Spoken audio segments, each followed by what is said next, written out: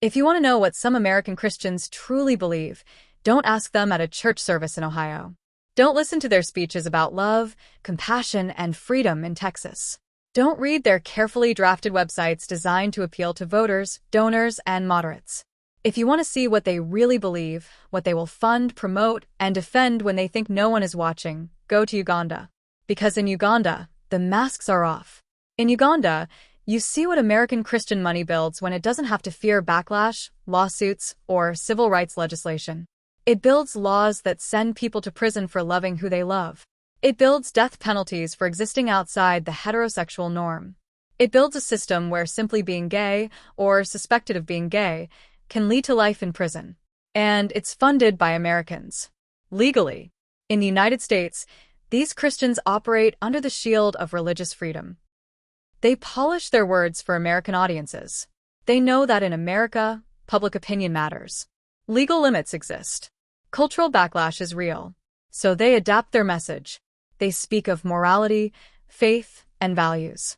They say they love everyone, even sinners. They distance themselves from hate crimes. But if you strip away the polish, if you look at where their money goes and what policies they support elsewhere, a very different picture emerges. This isn't speculation. It's a matter of documented fact.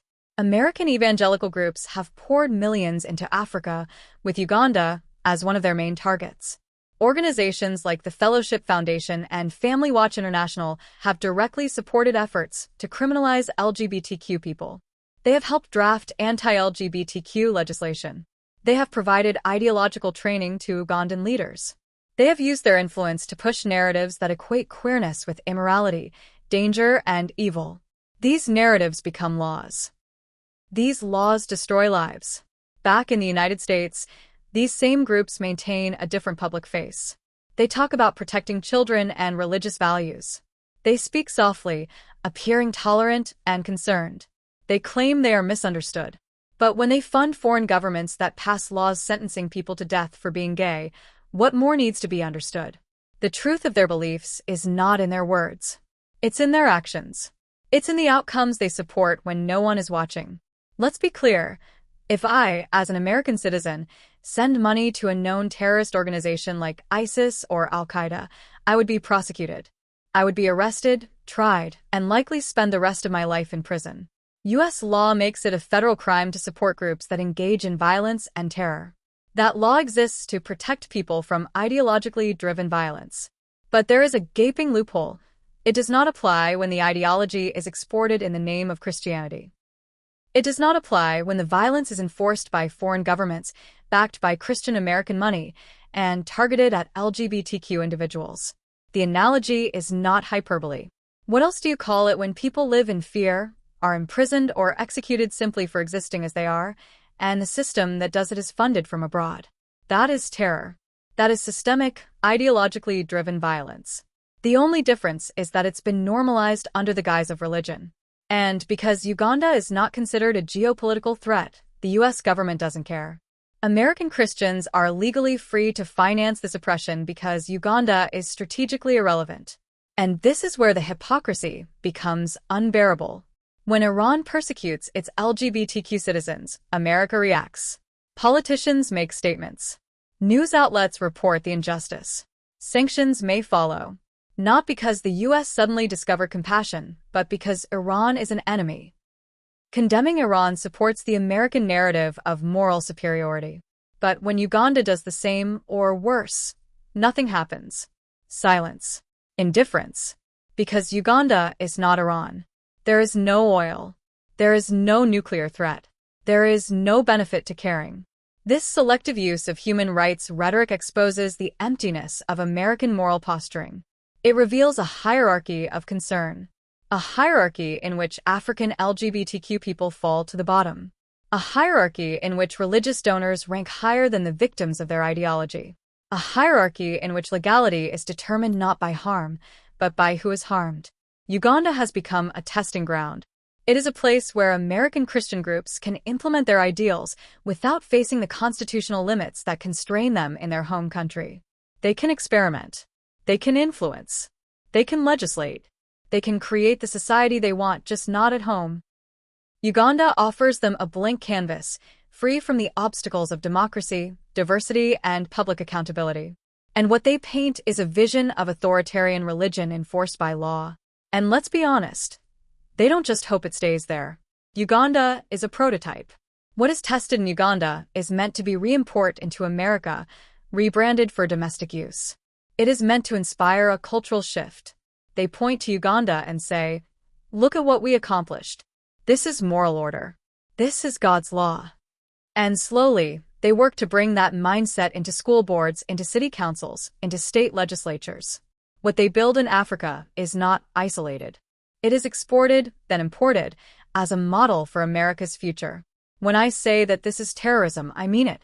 When people are made to fear their existence, when they are arrested for their identity, when they are forced into hiding or exile because of laws that have been influenced and financed by foreign interests, that is terrorism.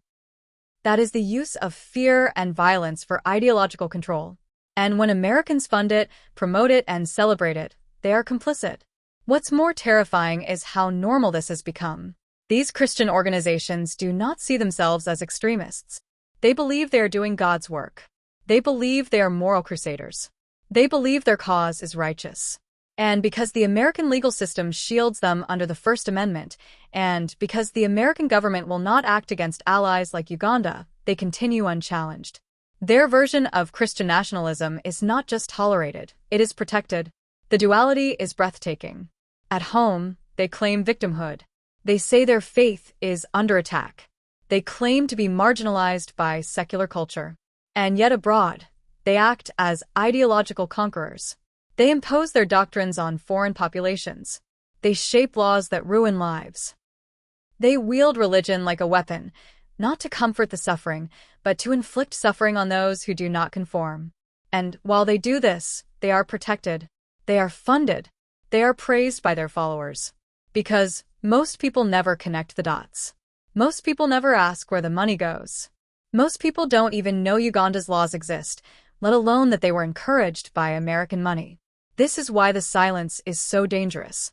The silence allows this to continue. The silence means there is no cost.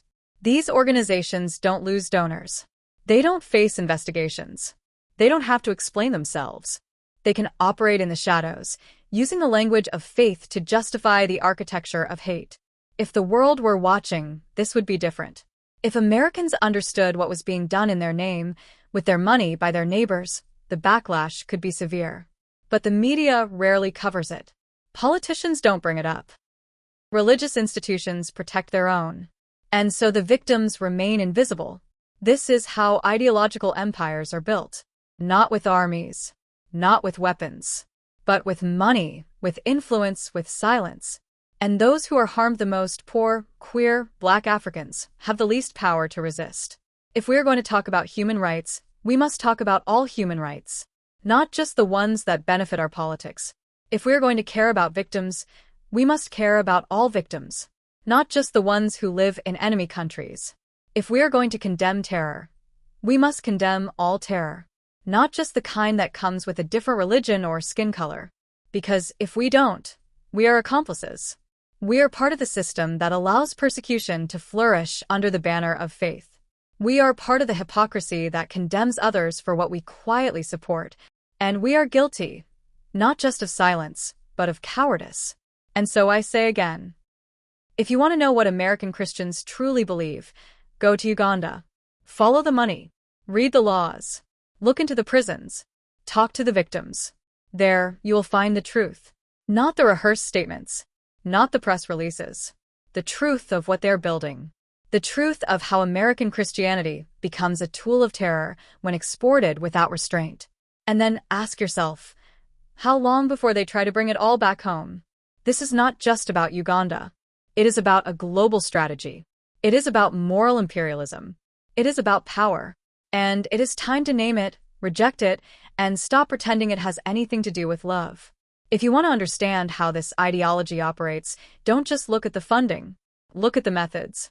These organizations don't arrive in Uganda as conquerors. They arrive as partners. They sponsor events. They meet with politicians. They offer training, resources, and public relations advice. They use soft power to enable hard laws. They don't need to draft every line of legislation because they shape the environment in which that legislation becomes inevitable. They provide legitimacy, not just money. They baptize hatred in the language of protection and concern. They tell Ugandan leaders that the West is morally bankrupt. They present themselves as the answer. They offer a path to national pride and independence wrapped in traditional values.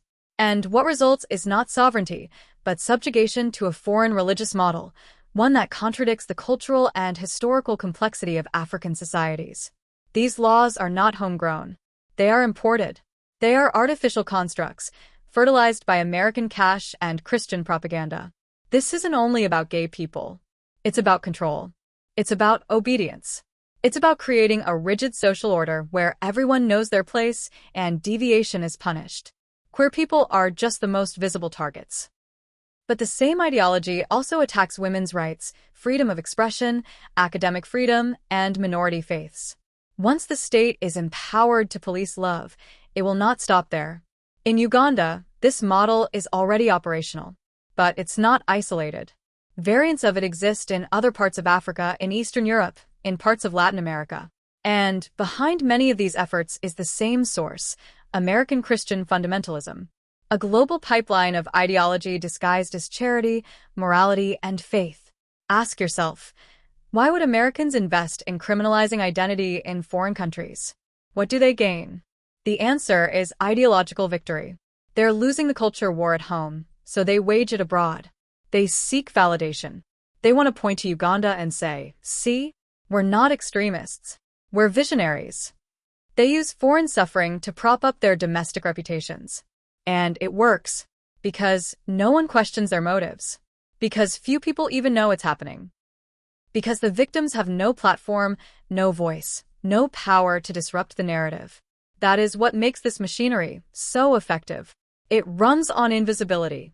It relies on the fact that Ugandan queer people are not seen as human in the global arena. They are props in a drama about American religious redemption. Their suffering is collateral for someone else's spiritual pride. And that is why this must be called out, exposed, dismantled. Not tomorrow. Now.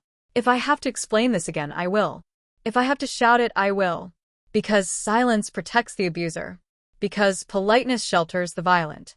Because this system was designed to continue unless someone breaks the script and tells the truth, without euphemism, without apology, without deference to the status quo. There are moments in history when looking away becomes impossible. When even those who once stayed neutral can no longer pretend they don't know. This is one of those moments. The harm being done to queer people in Uganda is not an internal matter. It is a cross-border operation fueled by money, ideology, and a quiet consensus that certain lives are disposable. Those who benefit from this system count on your ignorance. They count on your apathy. They count on your fatigue. Do not give them that power. Keep looking. Keep naming. Keep exposing. Because if you stop, they win. You don't need to be part of an organization to resist this. You don't need to be famous or powerful. What you need is clarity. What you need is memory. What you need is refusal. Refusal to let them distort love into law, faith into punishment, and hope into exile. The people doing this depend on you thinking you're too small to matter. But every silence broken, every truth told, every falsehood exposed, every contradiction dragged into daylight chips away at their power. You are not small. You are not powerless. You are the reason they lie.